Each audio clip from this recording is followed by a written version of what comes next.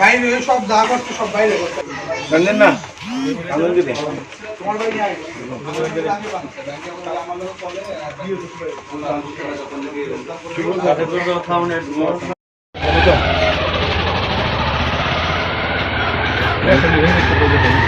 আমি তো খুঁজতেছি না তো আর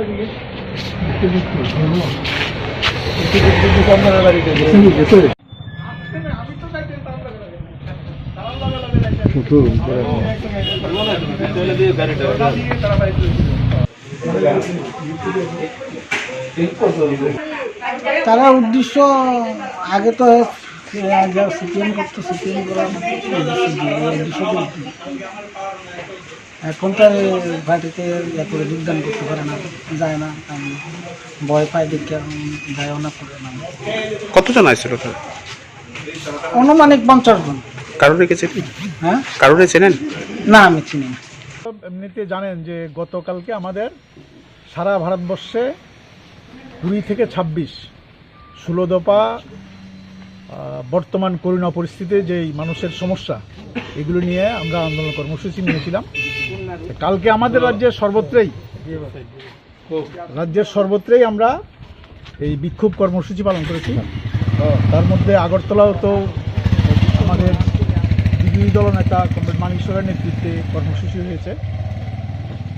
তাতে সারা রাজ্যে যা আমরা দেখেছি, প্রায় 26,000 লোক এতে অংশগ্রহণ করেছে এই কালকের কর্মসূচিতে। এবং নতুন নতুন মানুষ যারা বিভিন্ন সময় বিভ্রান্ত হয়ে আমাদের বিরুদ্ধে ছিলেন, বিজেপির পক্ষে ছিলেন, তারাও এই কর্মসূচিতে অংশগ্রহণ করেছে।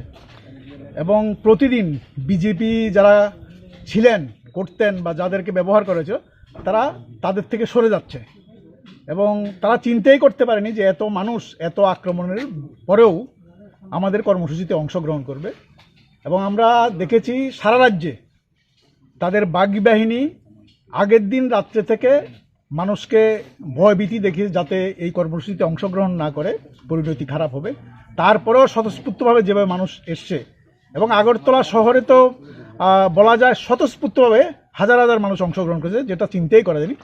তাতে বিজেপি ভীত, সন্ত্রস্ত। এই যে আক্রমণ, এগুলি আসলে তাদের শক্তির লক্ষণ না, এগুলো কাপুরুষতার লক্ষণ। কালকে আমরা দেখলাম সারা রাজ্যেই আক্রমণ করেছে বিভিন্ন জায়গাতে। এই প্রতাপগড় এলাকার মধ্যেও ডুকলি মহকুমার আমাদের পার্টির এখানে গতকালকে রাত্রে আমাদের পার্টির নেতা কমরেড চন্দন দাস, প্রান্তুষ সরকার এবং বাপ্পা দেব, তাদের বাড়িতে এখানে আক্রমণ করেছে। এবং আপনারা গেলে দেখবেন তাদের বাড়ির অবস্থা, চন্দনের বাড়িতে মানে ঘরে থাকার মতো অবস্থা নেই, একটা জিনিসও আস্ত নেই, সব ভেঙে ফেলেছে। তারা কোনো রকমের জীবন রক্ষা করেছে এবং তাদের জিনিসপত্র লুটপাট করেছে। প্রান্তুষ সরকারের যে মা, ঠাকুমা, 80 বছর বয়স, উনাকে লাঠি দিয়ে মেরেছে, মাথা ফেটে গেছে, টিএমসিকে দেখিয়েছে, এখন অসুস্থ অবস্থায় বাড়িতে আছেন। এটা কোনো মানুষ করতে পারে এরকম কল্পনাই করা যায় না। তাই আমরা এগুলো খবর পেয়েছি, আমাদের পার্টির স্থানীয় নেতারা সকালেও এসছেন। আমাদের পরবর্তী সময় আমাদের পার্টির রাজ্য সম্পাদক মণ্ডলীর সদস্য কমরেড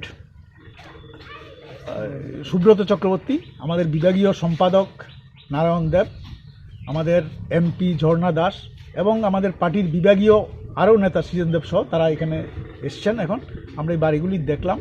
আমাদের পার্টির নেতৃত্ব বিভাগের তারা পুলিশের সাথে দেখা করবেন, দেখা করে এইগুলি ব্যবস্থা আমরা আশা করব পুলিশ উপযুক্ত ব্যবস্থা নেবে। এবং এই জিনিস তো চলতে পারে না আসলে, একেবারে কোনো রকম আইন আছে বলে মনে হয় না যে অবস্থা করেছে তারা। আমরা এই ঘটনার তীব্র নিন্দা করছি এবং দোষীদের অবিলম্বে শাস্তির ব্যবস্থা। আমি তো রেশন থেকে আইছি, রেশন থেকে আসার পরেই দেখলাম কত দুষ্কৃতি আসবো আমার বাড়িতে। বাড়িতে আইসে সেটা গেটটা ভাঙ্গা ঢুকছে, আমার দরজা প্লাজা ভাঙ্গা আমার একটু বসিয়ে টুসিয়ে ঘরের ভিতরে ফেলে দিচ্ছে। ফেলাইয়া ঘরের যাবতীয় যা জিনিসপত্র আছে সব ভাঙ্গা লুটপাট করে লয়ে গেছে। আমার একটা বাতিদার ইয়ে আসলো বাইকটাও ভাঙছে ভাঙ্গা তারা গেছে। আর কি বলছে যে সরস্বতী মানিক সরকারের রাত ধরে ইয়ে করে তো হাওড়া নদীর বাসায় দেবো, যদি ভালো হয় আমার কাছে দিয়ে দেবো। আমার মারে এনে কয় 90 বছর মারে এনে কয় মারছে 5টা সিলি লাগছে, ইয়াতে নিয়ে গেছে, তারপর নাস্তা করে নিয়ে ইয়ে করছে মাথার মন্ত্রী। কোন সময়ের ঘটনা? এটা ঘটনাটা হলো 9টা। তো বলার অপেক্ষা রাখে না, বিজেপি রাজনৈতিক দল তারাই তো আতঙ্কিত, তাদের লোকটাই করছে। আর পুলিশের ভূমিকা নিয়ে আপনাদের কি থাকবে? পুলিশের ভূমিকা সবটা আসলে তারা প্রচণ্ড চাপে, আমাদের যদ্দূর মনে হয়েছে। হ্যাঁ, তারা তাদের সরকারের দল তারা যেভাবে চাপ তৈরি করছে, তারা স্বাধীনভাবে কাজ করতে পারছে। তারপরেও কিছু কিছু অফিসার ভূমিকা নেওয়া হচ্ছে, দেখছেন তো ভূমিকা নিলে কি হয়, বিশালগড়ে কি হয়েছে, ওই বাইকরা কি হয়েছে, সব জায়গাতে তারা প্রচণ্ড চাপের মুখে, তারা ইচ্ছা করলেও সবটা করতে পারছেন না। তারপরেও পুলিশ কিছু ভূমিকা নিচ্ছে, ভূমিকা না নিলে তো এরকম থাকতো না। তারপরেও কিছু কিছু অফিসার আছে যারা সঠিকভাবে ভূমিকা নিচ্ছেন না। আমরা পুলিশের কাছেও আবেদন করব, তাদের আসলে দায়িত্ব নিরপেক্ষভাবে ভূমিকা নেওয়া এবং নিরপেক্ষভাবে ভূমিকা নিয়ে